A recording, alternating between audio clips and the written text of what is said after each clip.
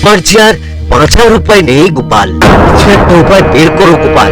আরে কিন্তু এমন হাঁপাহাঁপি করলে যে বৈদ্যেরই দাওয়াইয়ের প্রয়োজন পড়বে। আরে বাবা, ওই দাওয়াইটার জন্যই তো প্রাণ চাই করছে। মহারাজের এখন খিদে মেটানো দাওয়াই চাই, না হলে মহারাজের মাথা যে পরিমাণ ঘুরছে তাতে তাকে সোজা করা আমার শুধু নয়, আমার 14 পুরুষের অসাধ্য। কিন্তু এই ব্যাপারে আমার কি করার আছে? আমি জানি গোপাল, তুমি ঠিক এই বিপদ থেকে আমাকে সামলে দেবে। এবার তো শুধু আমার বিপদ নয়, দাওয়াই না বানাতে পারলে সঙ্গে সঙ্গে দেশ বিদেশের বৈদ্যদেরও মহারাজ ডেকে এনে হাজতে পড়বেন। বেশ বুঝতে পারছি, এতে মহারাজের সঙ্গে সঙ্গে গোটা রাজ্যেরই বদনাম হবে। তবে সবই যখন বুঝছো তখন আর তবে বলে ঠোক গিলছো কেন গোপাল? না, ভাবছি মহারাজ যেমন চাইছেন তেমনই হোক, বৈদ্যরা আসুক, কেউ না কেউ তো কিছু একটা আবিষ্কার করে দেবেই। ভেবেছিলাম তোমার কাছে এলে হয়তো কোনো একটা সুরাহা হবে, কিন্তু শেষমেশ হতাশ হয়ে ফিরলাম। কি জানি কি হবে এবার। শুধু অপেক্ষা, অপেক্ষার পরে আবার অপেক্ষা, কিন্তু এভাবে আর কতদিন? দিন নয় মহারাজ, ক্ষণ বলুন, ক্ষণ। আর কিছুক্ষণের মধ্যেই তো বিভিন্ন রাজ্য থেকে আগত বৈদ্যদের সাথে নিয়ে আমাদের রাজবৈদ্য আসছেন। আরে বাহ, বলতে না বলতেই বৈদ্যরা এসে হাজির। খুব খুশি হলাম আমি। এবারে নিশ্চয়ই একটা সুখবর পাওয়া যাবে।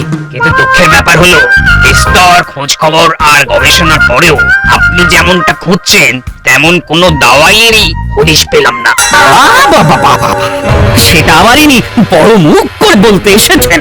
না মানে বলছিলাম কি মহারাজ, বছরের পর বছর বিভিন্ন নমুনার উপর দাওয়াই প্রয়োগ করে দেখতে হবে, তবে যদি কোনো সুরাহা হয়।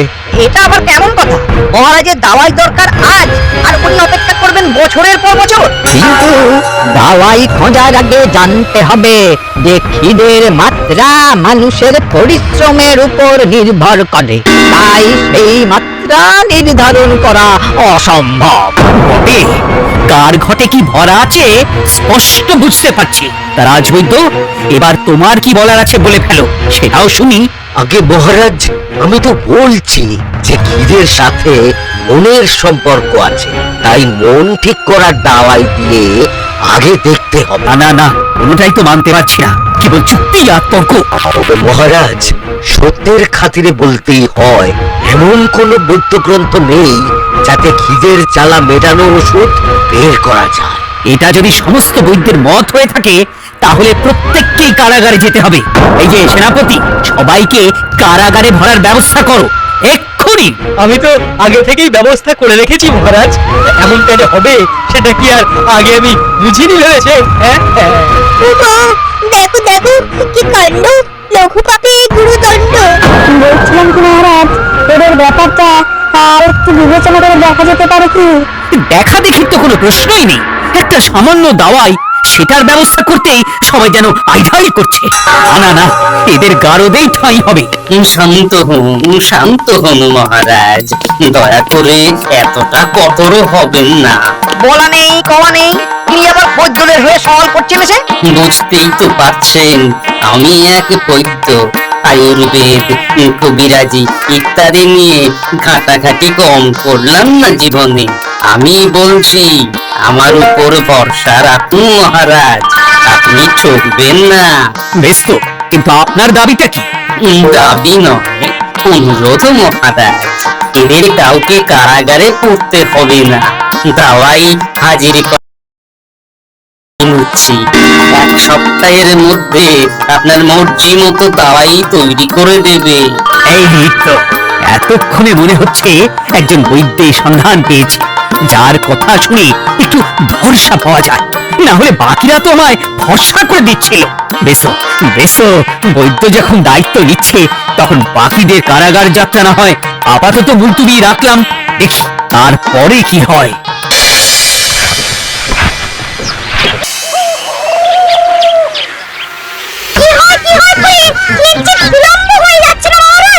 আমাদের অবস্থা তো যেন নেই কাজ তবে কই ভাজ। বিচলিত হয়ে চলবে না, আজ দাওয়াই আসার কথা, প্রবীণ বৈদ্য নিশ্চয়ই কথার খেলাপ করবে না। ওকে দেখে প্রথম থেকেই আমার কেমন যেন খটকা লাগছিল। আপনাকে ভালো মানুষ পেয়ে বোকা বানিয়ে চলে গেল না তো মহারাজ?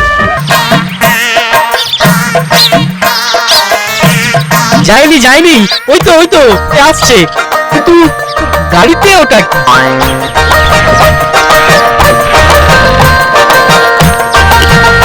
কি বাস!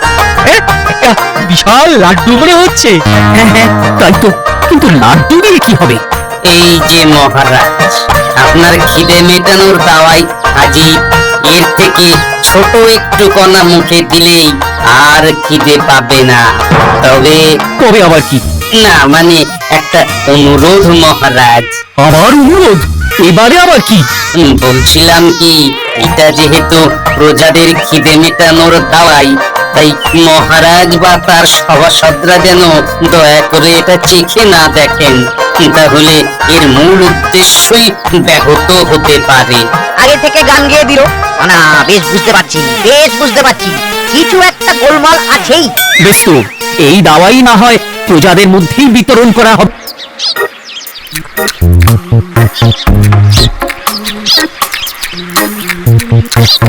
এবার খিদে মেটানোর দাওয়াই এসে গেছে। ব্যাস ব্যাস, আমাদের আর পাই কি? আর দাওয়াইয়ের কি দারুণ স্বাদ, একটু খেলেই পেট ভরে যাচ্ছে মনে হচ্ছে। তা বলেছো ভাইয়া, এখনই একটা মক্কম জিনিস পাওয়া গেছে। সবাই বলছে ওই লাড্ডু একটু ফুটে খেলে নাকি আর খিদে পাবে না। ওটা কথায় কান না দিয়ে একটু চেখে দেখতে নাকি দাদু, কি হলো বলো না। ইচ্ছে যখন করছে তখন ইচ্ছেকে চেপে রাখাটা কি ঠিক হবে? তার মানে খেতে হবে, না হলে পস্তাতে হবে। চল চল, আর দেরি করিস না তাহলে। দেখিস, একা একা খাস না, সবাই যেন নিজে খায় আর অন্যদের খাওয়ার সুযোগ করে দেয়। মন্ত্রী, সুযোগের সদ্ব্যবহার হচ্ছে তো ঠিক করে? এই মেরেছে, মহারাজ সবাইকে ছেড়ে আমাকেই তো ধরছেন দেখছি। এবার কি হবে? কি হলো? বিড়বিড় করছো কেন? না, মানে মহারাজ কোন সুযোগের কথা বলছেন? মানে আমি তো মানে এবার কি মানে মানে করে কানের পোকাটা বের করে দেবে? আমি জানতে চাইছি দাওয়াই ঠিকঠাক কাজ করছে কিনা, সবাই এর সদ্ব্যবহার করছে কিনা। ও তাই বলুন। না না না না না, দাওয়াই নিয়ে কোনো অভিযোগ নেই, কোনো অভিযোগ নেই। আমার কাছে তো বরং খবর আছে যে প্রজাদের আর খিদেই পাচ্ছে না, এক দানাতেই 16 আনা পেট ভরে যাচ্ছে। না না না, তোমার মুখের কথায় তো আমি বিশ্বাস করব না। প্রজারা নিজে এসে বললে তাও হতো, কিন্তু কিন্তু পরন্তুর কোনো প্রশ্নই নেই মহারাজ। আপনার যেমন কথা, আমার তেমন কাজ। এই যে প্রজারা নিজে এসেছে তাদের অভিজ্ঞতার কথা বলতে। হ্যাঁ মহারাজ, আমাদের আর খিদে নিয়ে কোনো সমস্যা নেই, ওটার পাট চুকে গেছে। যাক, দাওয়াই তাহলে ঠিকঠাকই কাজ করছে। নিশ্চিন্ত হলাম তাহলে। আমরাও নিশ্চিন্ত মহারাজ। এবার যেহেতু ওই কিরের ঝামেলা নেই, তাই লোকে কাজকর্ম করা বন্ধ করে দিয়েছে। হ্যাঁ, বলি কি, তাহলে তো ভারী মুশকিল। মুশকিলের কি আছে মহারাজ, যেহেতু খিদে নেই তাই সবাই ঘুমিয়ে আনন্দ করে সময় কাটাচ্ছে। এই কাউকে তো কুটোটা নিয়ে দুটো করতে হচ্ছে না। এটা যে হিতে বিপরীত হয়ে গেল মহারাজ। কাজের কাজটাই তো হলো না। আরে ভালো মন্দ সবটাই তোমরা বলে দিলে মহারাজ কি চাইছেন সেটা বুঝবো কি করে? মহারাজের যে সব কিছু তালগোল পেকে যাবে। কিন্তু এমনটা তো আমি চাইনি। না না, কি কি যে হচ্ছে, এবার বরং আমি নিজের চোখে দেখবো সবটা। হ্যাঁ, সেটাই ভালো হবে। কি বলি, মনে হচ্ছে ভালো করতে গিয়ে শেষে মন্দটাই হয়ে গেল না তো? অত ভাবছেন কেন মহারাজ? ওই তো প্রজারা নিজেদের মধ্যে কথাবার্তা বলছে, ওদের কথা শুনলেই তো বোঝা যাবে। অন্য কাজ বন্ধ হয়েছে হোক, তাই বলে কাপড় বোনা বন্ধ হয়ে যাবে? এটা আবার কেমন কথা? কাপড় মোনা তো দূরের কথা, নাপের চুলদারি কামাচ্ছে না, সেটা কি করে সামলাবো সেটাই তো বুঝতে পারছি না। ওদিকে সাফাইওয়ালা সাফাই করা বন্ধ করে দিয়েছে। আগে খাদ্য পাওয়া যেত, এখন তো দেখছি সব পরিষেবাই বন্ধ হতে বসেছে। এই সব মহারাজের জন্য হচ্ছে। মহারাজ বলে বলে দাওয়াই আবিষ্কার করিয়া মানুষজনকে কুঁড়ে করে দিয়েছে। এটা তো ভয়ঙ্কর অবস্থা। প্রজারা কেউ কাউকে মানছে না, যা ইচ্ছে করছে। সারা দেশে তো অরাজকতার সৃষ্টি হয়েছে। ব্যাপারটা তো কতকটা সেরকমই মনে হচ্ছে। এরা তো যে কোনো দিন রাজার বিরুদ্ধেও বিদ্রোহ করে দিতে পারে। তাহলে না না না, এটা তো আমি কিছুতেই বরদাস্ত করবো না। আপনি এভাবে ভেঙে পড়বেন না মহারাজ, আপনাকে এমন বিমর্ষ দেখলে যে আমাদেরও মন খারাপ করে। কিন্তু আমি যে কিছুতেই এটা মেনে নিতে পারছি না মন্ত্রী। প্রজারা যে এত তাড়াতাড়ি পাল্টে যাবে এটাও তো বুঝতে পারিনি। মানুষ তো খেতে পেলে শুতে চায়, এদের আর কি দোষ মহারাজ? আমি এত কষ্ট করে খিদে মেটানোর ওষুধ পাইয়ে দিলাম যাদের, তারাই কিনা এখন আমার বিরুদ্ধে বিদ্রোহ করতে চাইছে। তবে কি সেনাবাহিনী তৈরি রাখতে হবে মহারাজ? সে তো রাখতেই হবে। আর এটা কি তোমাকে বলে দিতে হবে? কিন্তু সেনাবাহিনীতে সেনারা সবাই ওই খিদে তাড়ানোর দাওয়াই খেয়ে বিশ্রাম নিচ্ছে যে, কাজ করার প্রতি আর তেমন তাদের আগ্রহ নেই আজকাল। সর্বনাশ হয়ে গেছে, প্রতিবেশী রাজ্যে সেনারা আক্রমণ করতে আসছে, প্রাসাদ ঘিরে ফেলবে মনে হচ্ছে। হ্যাঁ? সে কি কথা?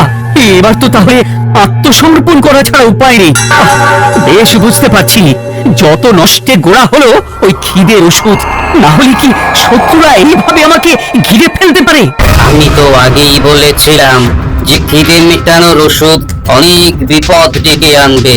এখন যখন মহারাজ নিজেই বুঝতে পেরেছেন, তখন আর ব্যাপারটা বাড়ানোর দরকার নেই। কি গোপাল, তুমি? ক্ষমা করবেন মহারাজ, আপনি যখন আমার যুক্তিকে বালক সুলভ বলে গুরুত্ব দিলেন না, তখনই আমি ঠিক করে নিয়েছিলাম সম্ভাব্য কিছু ঘটনার মধ্যে দিয়ে আপনাকে বোঝাবো এমন দাওয়াইয়ের সত্যি আমদানি হলে কি বিপদ হতে পারে। আমি আগেই বলছিলাম আমার যেন কেমন খটকা লাগছে। তার মানে এখনো এমন কিছু ঘটেনি, তবে ঘটতে পারে। আর সবটাই তোমার সাজানো ঘটনা। একদমই তাই মহারাজ। আসলে খিদে মেটানোর ওষুধ আজও পাওয়া যায়নি মহারাজ।